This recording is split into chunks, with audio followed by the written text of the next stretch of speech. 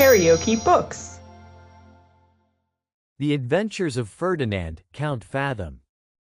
Tobias Smollett. Audiobook. Chapter 40. He contemplates majesty and its satellites in eclipse.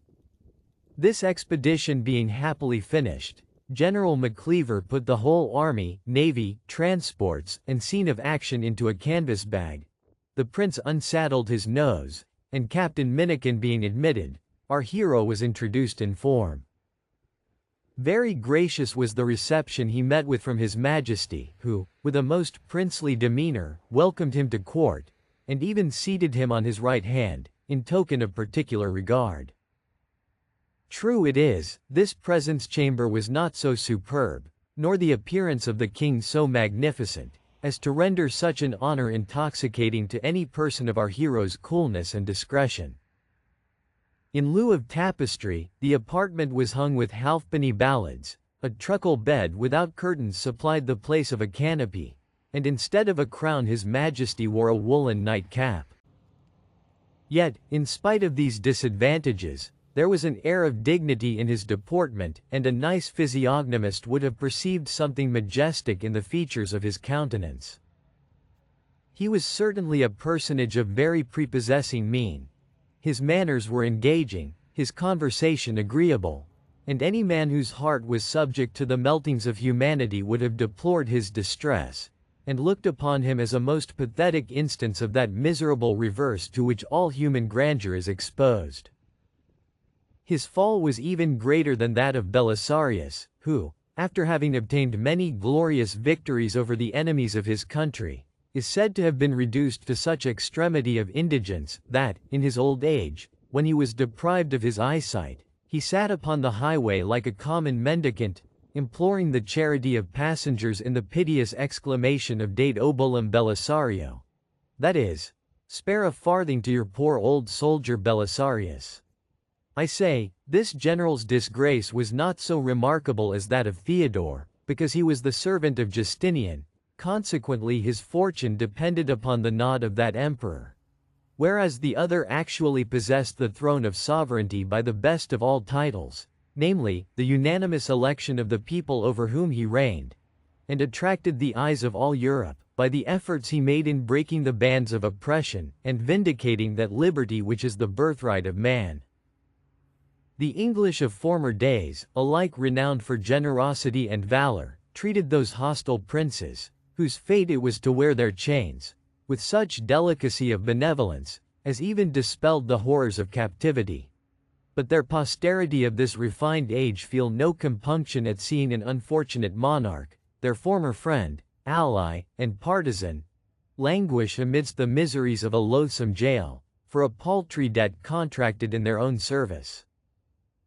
But, moralizing apart, our hero had not long conversed with this extraordinary debtor, who in his present condition assumed no other title than that of baron, than he perceived in him a spirit of quixotism, which all his experience, together with the vicissitudes of his fortune, had not been able to overcome.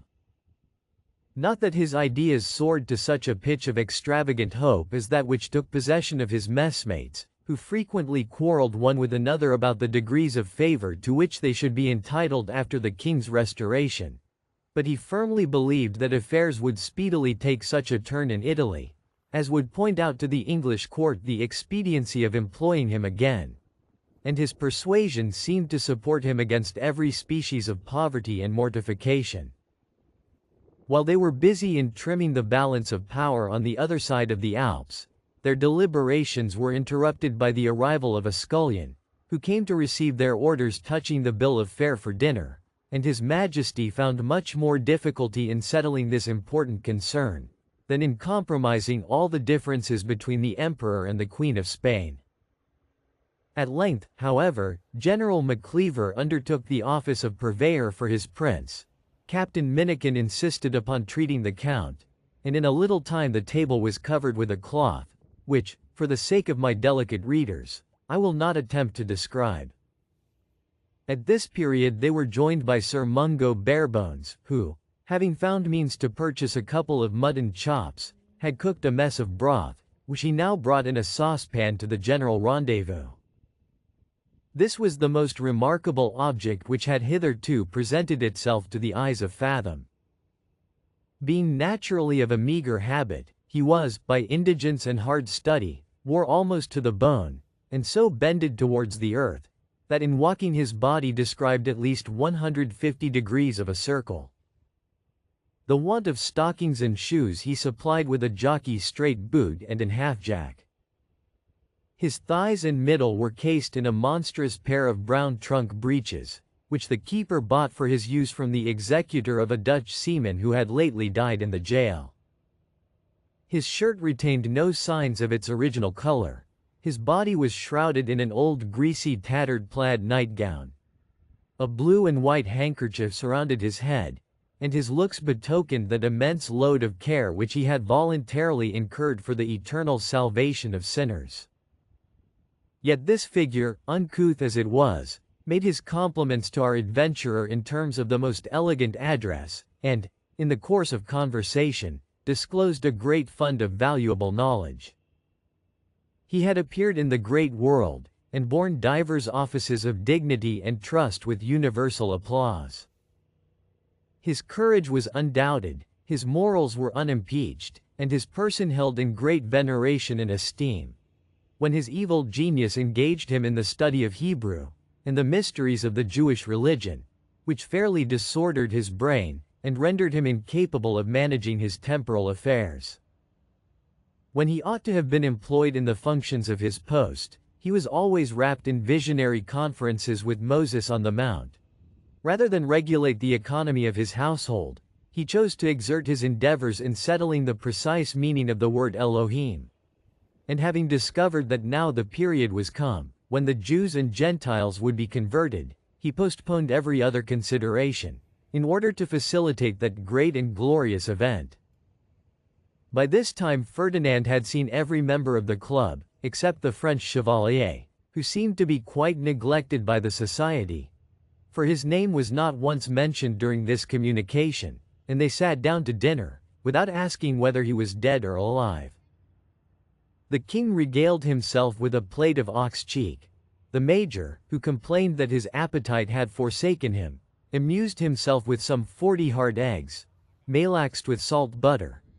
The knight indulged upon his soup and bouillie, and the captain entertained our adventurer with a neck of veal roasted with potatoes. But before Fathom could make use of his knife and fork, he was summoned to the door, where he found the chevalier in great agitation, his eyes sparkling like coals of fire. Our hero was not a little surprised at this apparition, who, having asked pardon for the freedom he had used, observed, that, understanding the count was a foreigner, he could not dispense with appealing to him concerning an outrage he had suffered from the keeper, who, without any regard to his rank or misfortunes, had been base enough to refuse him credit for a few necessaries, until he could have a remittance from his steward in France. He therefore conjured Count Fathom, as a stranger and nobleman like himself, to be the messenger of defiance, which he resolved to send to that brutal jailer, that, for the future, he might learn to make proper distinctions in the exercise of his function. Fathom, who had no inclination to offend this choleric Frenchman, assured him that he might depend upon his friendship, and, in the meantime, prevailed upon him to accept of a small supply, in consequence of which he procured a pound of sausages, and joined the rest of the company without delay, making a very suitable addition to such an assemblage of rarities. Though his age did not exceed 30 years, his beard, which was of a brindled hue, flowed down, like Aaron's, to his middle. Upon his legs he wore red stockings rolled up over the joint of the knee. His breeches were of blue drab, with vellum buttonholes, and garters of gold lace, his waistcoat of scarlet, his coat of rusty black cloth, his hair, twisted into a ramilly, hung down to his rump, of the color of jet, and his hat was adorned with a white feather. This original had formed many ingenious schemes to increase the glory and grandeur of France, but was discouraged by Cardinal Fleury, who, in all appearance, jealous of his great talents, not only rejected his projects, but even sent him to prison, on pretense of being offended at his impertinence. Perceiving that, like the prophet, he He had no honor in his own country. He no sooner obtained his release than he retired to England, where he was prompted by his philanthropy to propose an expedient to our ministry, which would have saved a vast effusion of blood and treasure. This was an agreement between the Queen of Hungary and the late Emperor, to decide their pretensions by a single combat, in which case he offered himself as the Bavarian champion, but in this endeavor he also proved unsuccessful. Then turning his attention to the delights of poetry, he became so enamored of the muse, that he neglected every other consideration, and she as usual gradually conducted him to the author's never-failing goal, a place of rest appointed for all those sinners whom the profane love of poesy hath led astray. If you liked what you heard, please subscribe to the channel.